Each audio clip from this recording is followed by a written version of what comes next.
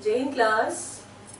आज हम जो पाठ पढ़ेंगे उसका नाम है दुख का अधिकार। इसके लेखक हैं यशपाल। इस पाठ का शीर्षक सुनते ही हमें क्या लगता है?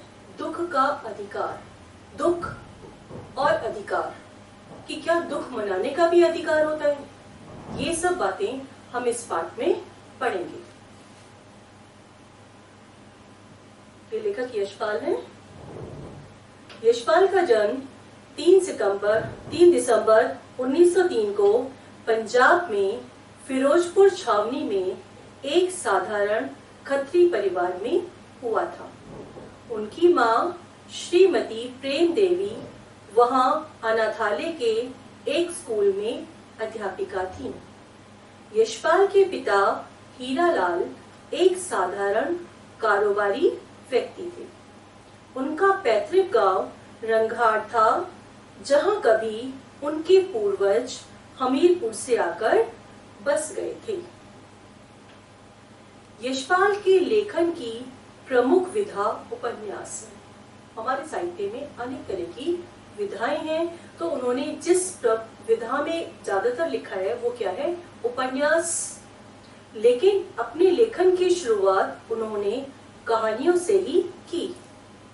उनकी कहानियां अपने समय की राजनीति से उस रूप में आक्रांत नहीं हैं जैसे उनके उपन्यास। यशपाल जी को बहुत सारे पुरस्कार मिले थे।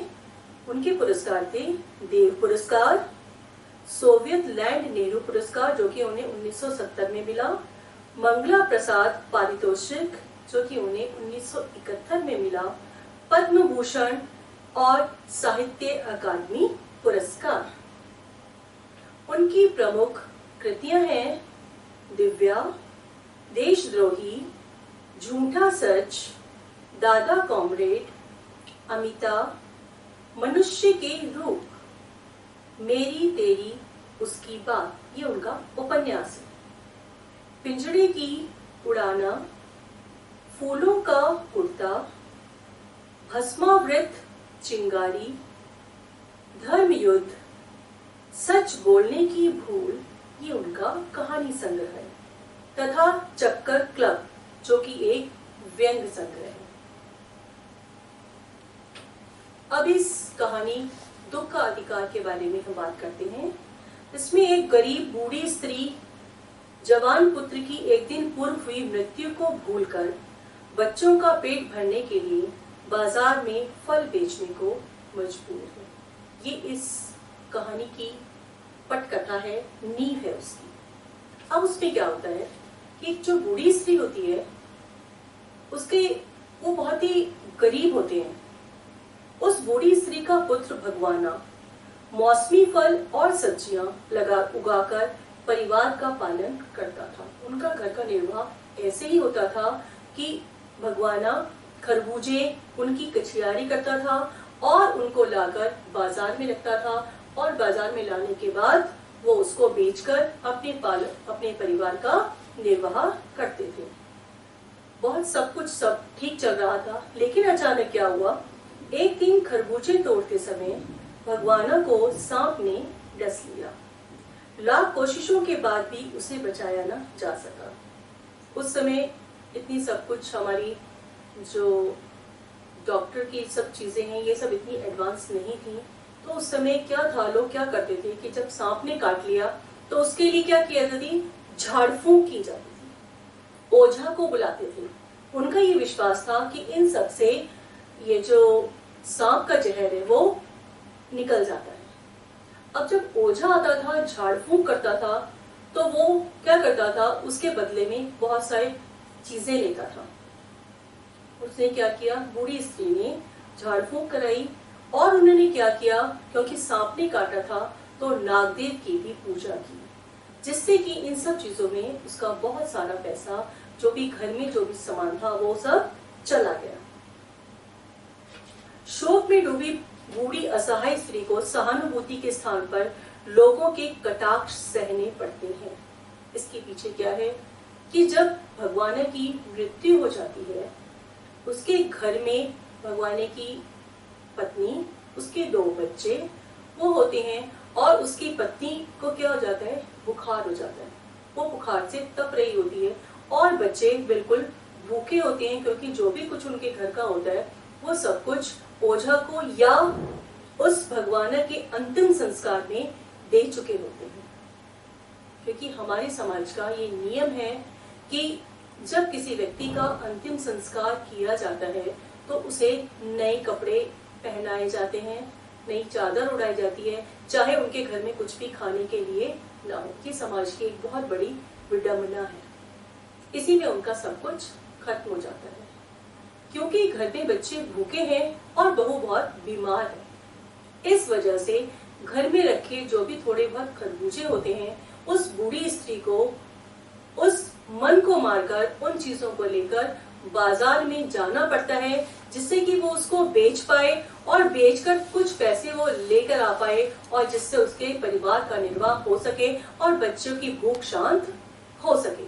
लेकिन समाज के ठेकेदार, ये लोग ये क्या करते हैं, इनको इस बात से कोई सरोकार नहीं है। उन्हें तो सिर्फ बातें करनी है। उन्होंने उस असहाय स्त्री की पीड़ा को नहीं समझा, उसको कोई सहानुभूति नहीं दी। उसकी जगह पर उसे बहुत कटाक्ष दिए कि इसके घर में सूतक लगा हुआ है और सूतक में ये अपने खरबूजे बेच रही है, कौन इसके खरबूजे खाएगा, क्यों, ये अच्छा शगुन नहीं है। जिसके घर में कुछ भी खाने के लिए नहीं है वो उस शगुन को बनाएगा या अपने पेट को पालने का प्रयास करेगा। तब जब लेखक वहां खड़ा था, वो देखता है कि एक बूढ़ी स्त्री अपने सिर को नीचे झुकाए बैठी हुई है, लेकिन वो अपनी पोशाक के कारण, इस पाठ में बताए गए पोशाक कम है, उसने बहुत अच्छे कपड़े पहने हुए हैं, वो इस वजह से वो चाहता है कि उस बूढ़ी स्त्री की व्यथा को पूछे, उसको क्या दुख है ये सब जाने, लेकिन अपनी पोशाक की वजह से कि लोग क्या कहेंगे कि वो एक इतने अच्छे घर का है, एक उच्च कोटि का है और वह एक इस तरह की स्त्री से बात कर रहा है, इस वजह से लेखक उससे कुछ भी पूछ नहीं पाता और उसके बारे में उसे आसपास के दुकानदारों से पता चलता है। तभी उसे ख्याल आता है कि उसके घर के पास एक संभ्रांत महिला थी। उस संभ्रांत महिला, उसके भी पुत्र की मृत्यु हुई थी, लेकिन उसके पुत्र की मृत्यु के बाद वो स्त्री पूरे 2.5 महीने तक उस दुख को मनाती रही थी। उसके पास डॉक्टर्स की लाइन लगी थी, उसके पास सहानुभूति दिखाने वाले बहुत से लोग थे, क्योंकि उसके पास बहुत पैसा था, उसकी आर्थिक स्थिति बहुत अच्छी थी। वो बार बार बेहोश हो जाती थी, जबकि संभ्रांत स्त्री जवान पुत्र की मृत्यु के शोक में 2.5 महीने तक बिस्तर से भी नहीं उठ पाती। डॉक्टर एवं परिजन उसकी देखभाल करते हैं। लोग उसके प्रति सहृदयता से भर उठे थे।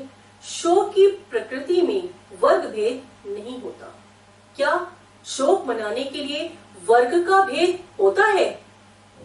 क्या जिनकी स्थिति बहुत खराब है, क्या उन्हें दुख मनाने का अधिकार नहीं है? या जिनकी स्थिति अच्छी है उनको ही ज्यादा दुख होता है? एक ही तरह की स्थिति है, दोनों के पुत्र की मृत्यु हुई है, तो बिल्कुल सहज बात है कि मां को उतना ही दुख हुआ होगा। इस सत्य से परिचित होकर भी लोगों ने मात्र वर्ग भेद के आधार पर गरीब बुढ़िया के दुख को नहीं समझा। ऐसा समाज में होता है। अब हम देखें, इसमें हमने देखा है कि एक तरफ गरीब बूढ़ी स्त्री है और एक तरफ संभ्रांत महिला है। मैंने आपको पाठ के शुरू में बताया था कि क्या दुख मनाने का भी अधिकार होता है। दुख मनाने का अधिकार सभी लोगों को है, क्योंकि दुख तो उतना ही होता है चाहे उसे दूसरे लोग समझें या ना समझें।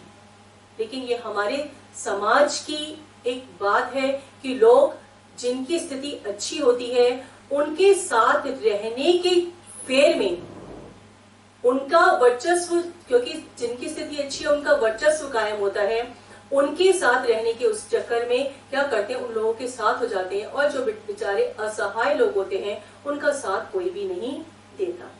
अब गरीब बूढ़ी स्त्री, इकलौते जवान पुत्र की मृत्यु, संभ्रांत महिला के भी इकलौते जवान पुत्र की मृत्यु। गरीब क्या थी? गरीब और असहाय थी, लेकिन सम्रांत महिला अमीर एवं समर्थ थी। उसके घर में सब लोग थे जो उसका ध्यान रख रहे थे। घर में बीमार बहू एवं भूख से बिलखते बच्चे थे, जिसके कारण बूढ़ी स्त्री को बाजार में आकर खरबूजे बेचने पड़े। सहायता के लिए परिजन एवं डॉक्टर थे। परिवार का भार कंधों पर था। उस बुढ़िया की स्थिति तो ऐसी थी कि लोग, यदि वो चाहती कि लोग उसे उधार दे दें, तो लोग उसको उधार भी कुछ नहीं देते थे। क्यों नहीं देते थे? क्योंकि उनको उधार के पैसे वापस मिलने का कोई भी उम्मीद नहीं थी, क्योंकि उनके घर में कोई और कमाने वाला नहीं था, सहायता करने वाला कोई नहीं था। पुत्र की मृत्यु दुख भुलाकर दूसरे दिन बाजार में सौदा बेचने आना पड़ा। पुत्र की मृत्यु के दुख में 2.5 माह बिस्तर से उठ ही नहीं सकी। तो ये इस पाठ के द्वारा ये सभी को बताया गया है कि हमारे समाज में किस तरह की स्थिति है। हर चीज को वर्ग भेद के द्वारा समझा जाता है। ये एक इतना दुख का विषय है कि दुख जैसी चीज, जब पुत्र की मृत्यु हो गई है, उस जैसी चीज के लिए भी वह बूढ़ी स्त्री उस चीज को, अपनी उस चीज को सहन करते हुए, सबके सामने सबके कटाक्ष को सहते हुए उसे ये सब कुछ करना पड़ा जो मन से वो सब कुछ करना नहीं चाहती थी। तो हम इस तरह से यदि इस बात को समझ लें, सभी बच्चे इस बात को समझ लें, तो समाज में हम इस जागृति को ला सकते हैं। हम उन लोगों के लिए भी अपने मन में पीड़ा रख सकते हैं, उनके लिए सहानुभूति रख सकते हैं और समाज के उस वर्ग को ऊपर उठाने का प्रयास कर सकते हैं। तो इसलिए सभी बच्चे इस चीज को समझेंगे और सोचेंगे कि समाज के उन लोगों को किस तरह से ऊपर उठाया जा सके, और इस बात का ध्यान रखेंगे कि सुख हो या दुख हो, ये सभी वर्ग के लिए एक जैसा होता है, ना किसी एक वर्ग के लिए अलग नहीं होता। तो इस चीज का भी अधिकार सभी को है। आज के लिए बस इतना ही। कक्षा, धन्यवाद।